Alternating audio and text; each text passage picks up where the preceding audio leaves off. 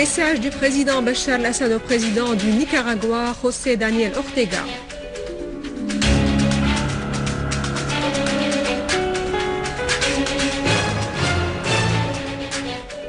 Nasrallah affirme « La Syrie est ciblée par ses ennemis et certains tentent de porter atteinte à la sécurité de la région ».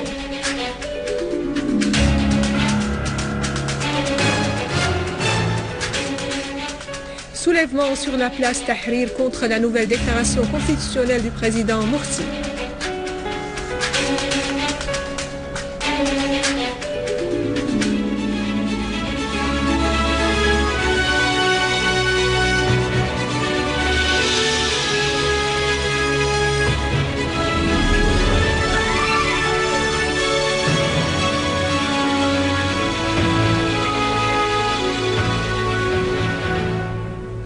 Bonsoir, après les titres, voici notre journal.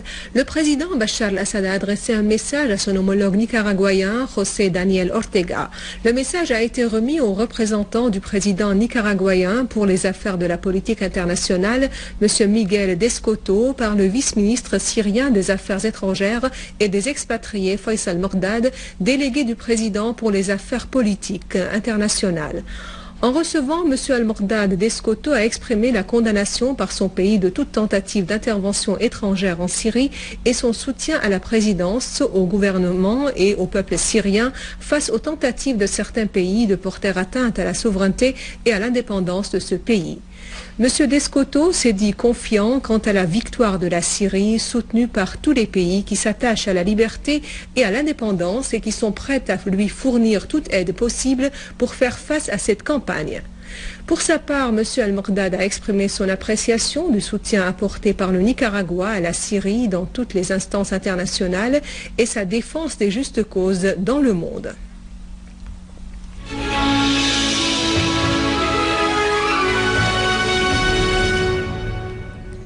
Dans la région du Grand Damas, à Daraya, Hajira et Al-Diabiye, l'armée a neutralisé des terroristes d'Al-Qaïda. Ces groupes terroristes s'étaient attaqués aux habitants et commis des actes de sabotage contre les biens publics et privés.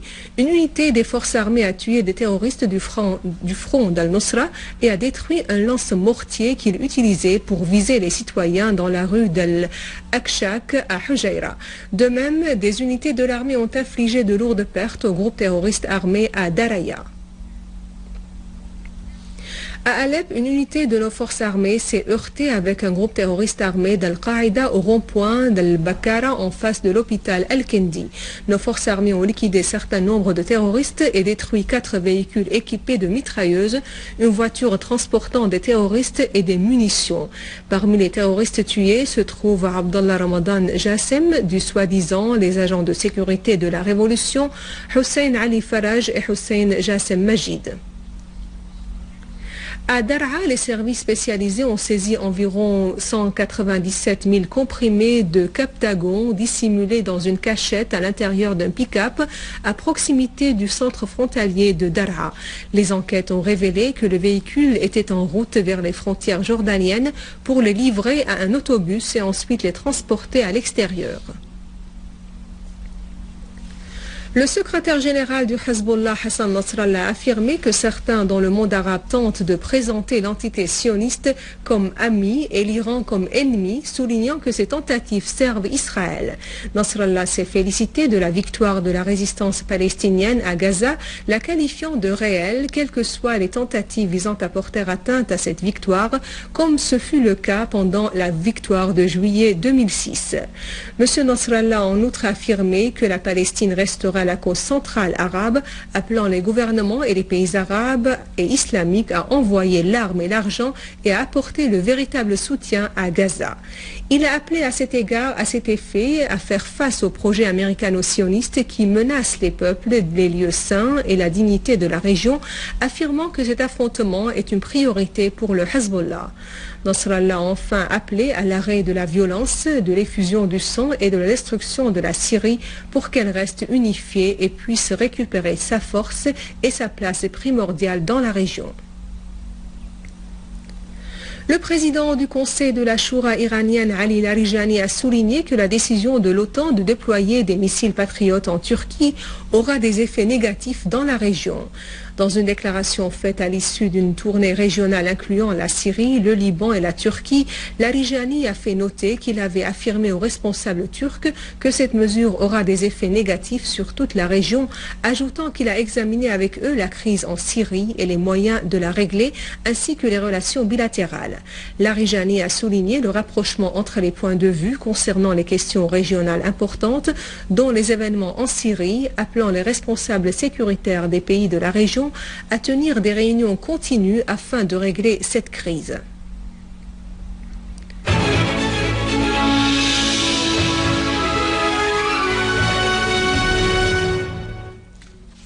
Les autorités égyptiennes ont annoncé que des extrémistes ont fait sauter 2 positions officielles au Sinaï, faisant 3 blessés. Et au Caire, les affrontements se sont renouvelés pour le 7e jour consécutif entre les forces de l'ordre et les manifestants rassemblés devant le siège de l'Académie nationale.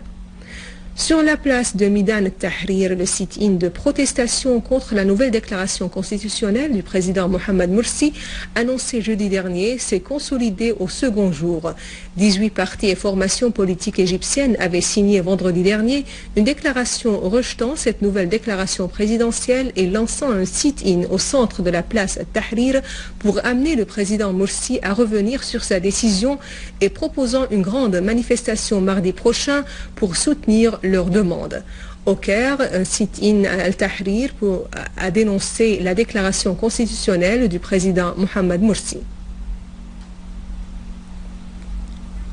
En Palestine occupée, les forces d'occupation israéliennes ont envahi plusieurs villes de la Cisjordanie, arrêtant plusieurs Palestiniens lors des campagnes de perquisition. Les forces israéliennes ont également érigé des barrages militaires à l'entrée d'un certain nombre de villes et villages et procédé à l'inspection des véhicules pour entraver la circulation des Palestiniens. C'était notre dernière nouvelle et avant de clore ce journal, voici un rappel des principaux titres. Message du président Bachar al-Assad au président du Nicaragua, José Daniel Ortega.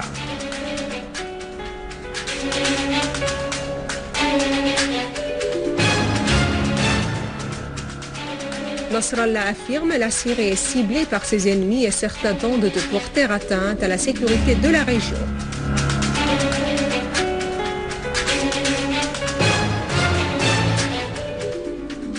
Soulèvement sur la place Tahrir contre la nouvelle déclaration constitutionnelle du président Morsi.